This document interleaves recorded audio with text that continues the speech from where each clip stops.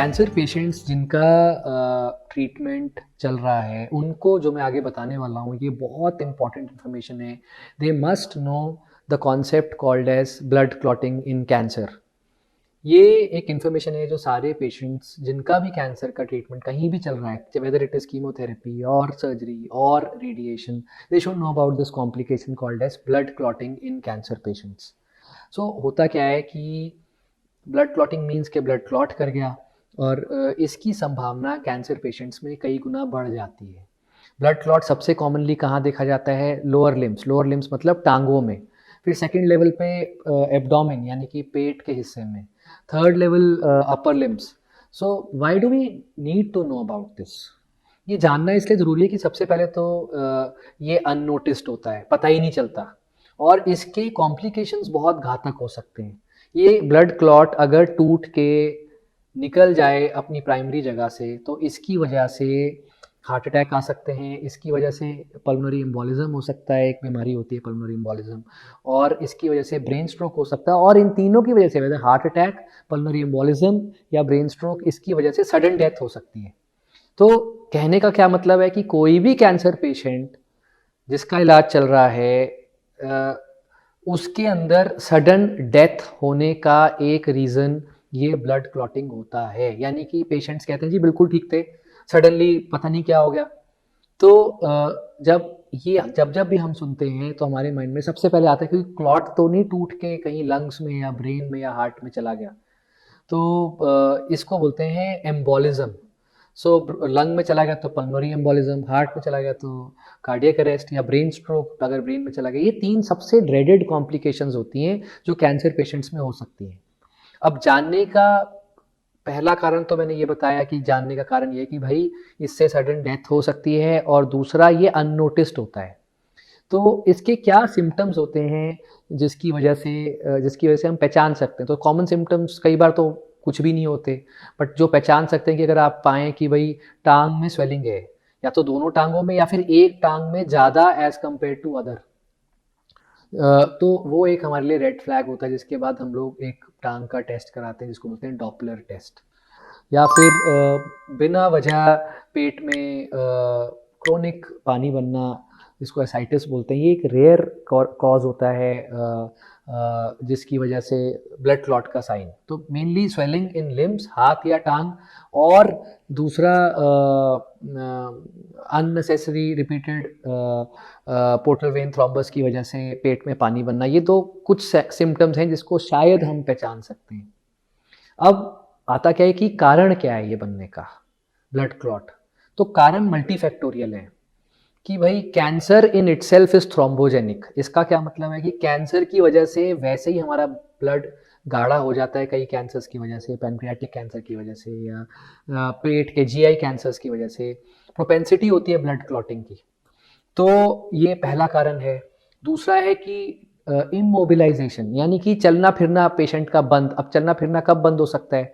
जबकि पेशेंट की अभी भी सर्जरी हुई है, 14 दिन तक पता चला कि बेड रिडन है, या फिर ट्रीटमेंट्स की वजह से, वेदर इट इज़ कीमो या और रेडिएशन, ट्रीटमेंट्स की वजह से कमज़ोरी या ट्रीटमेंट्स की वजह से वीकनेस या पेन, और लास्टली ट्रीटमेंट इन इटसेल्फ, मतलब कई बार कुछ ट्रीटमेंट्स ही ऐसे होते हैं जिनकी वजह से ब्लड क्लॉटिंग की प्रोपेंसिटी बढ़ जाती है। तो हमने कारण जाना, हमने ये जाना कि क्यों ज़रूरी है इस बीमारी ब्लड क्लॉट को पकड़ना, और अब हम ये बताने की कोशिश करेंगे कि इसको कैसे प्रिवेंट कर सकते हैं। तो सबसे सिंपल तो ये है कि हम लोग अपना मोबिलाइजेशन रखें कि भाई इलाज चल रहा है फिर भी चलना फिरना ना छोड़ें। अब अगर कोई पेशेंट चलना फिरना नहीं कर सकता तो उसको अपनी जॉइंट मोबिलिटी, सारे जॉइंट्स, जैसे हाथ का जॉइंट है, ये एल्बो जॉइंट है, कंधे का जॉइंट है, गर्दन का जॉइंट है, टांग का जॉइंट है। टांग में 3 जॉइंट्स होते हैं, hip joint, knee joint, ankle joint. ये सारे जॉइंट्स की मोबिलिटी रखनी है। इसको हम लोग टेक्निकल भाषा में फिजियोथेरेपी बोल देते हैं, देसी भाषा में सारे के सारे जॉइंट मूवमेंट्स रखनी है। जो कि पेशेंट्स चल नहीं सकते तो थोड़ी थोड़ी देर में दिन में 4-5 बारी ये सारी जॉइंट मोबिलिटी 10-10, 15-15 बारी करनी है।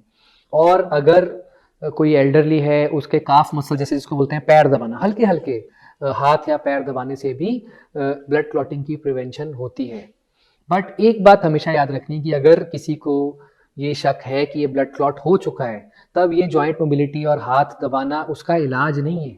तब तुरंत आपको डॉक्टर्स के पास जाके मिलना है। ये जो मैं एक्सरसाइजेस बता रहा हूँ ये तो प्रिवेंशन है। अगर हमें शक पड़े कि ऑलरेडी क्लॉट हो गया है तो ये चीज़ें कॉन्ट्रा इंडिकेटेड होती हैं, फिर आपको आपके डॉक्टर्स के पास जाना है। क्योंकि अगर मान लो किसी को टांग में क्लॉट है और हम उसका टांग दबा रहे हैं तो वो क्लॉट टूट के एम्बोलिज्म कर सकता है। So like I side, prevention number 1 is the best medicine. कई बार मैं बोलता हूँ तो प्रिवेंशन के लिए जितनी यथासंभव पॉसिबल हो सके मोबिलिटी करनी चाहिए, चलना फिरना, हल्का फुल्का योगा, जॉइंट मोबिलिटी। तो ये बेसिक टाइप ऑफ मोबिलिटी करनी चाहिए। जो लोग चल सकते हैं उनको कितना चलना चाहिए, ऐसा नहीं कि पकड़ के बहुत ज़ोर ज़ोर से सैर करनी है। चलने के लिए इतना सा चलें कि हर घंटे 5 से 10 मिनट घर में ही चल लें। ऑफ कोर्स एनर्जी अलाउ करती है तो नीचे पार्क जाएं या बाहर जाएं, बट अगर बेसिक सा आप समझें तो हर घंटे अगर 5-10 मिनट आप चल लें तो ये काफ़ी होता है पल्मोनरी एम्बोलिज्म या कार्डियक अरेस्ट को रोकने के लिए। और जो कुछ चीज़ें प्रिवेंट करती हैं वो हैं कि हमें हाइड्रेशन अच्छा रखना है।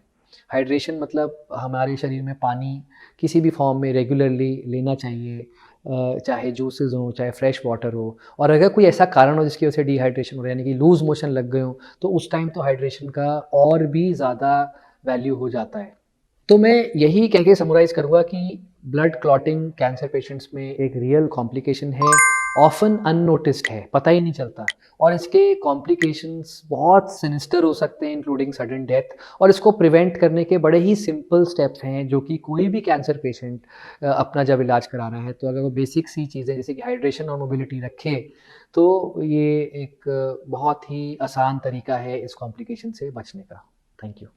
हम लोग इस टाइप के वीडियोस बनाते हैं ताकि हम लोग अवेयरनेस फैला पाएँ हम सब लोगों के बीच में। तो अगर आपको ये वीडियोस पसंद आते हैं तो हमारा मोटिवेशन बढ़ता है अगर आप हमारे चैनल को सब्सक्राइब करते हैं। आई वुड रिक्वेस्ट कि आपके सब्सक्रिप्शन से ये चैनल पॉपुलर होता है, तो please subscribe our channel, please share our videos and we are very eager to hear from you. आपके सारे कमेंट्स और फीडबैक्स को हम लोग बहुत सीरियसली लेते हैं, तो please don't hesitate to give your genuine feedbacks to us. Thank you.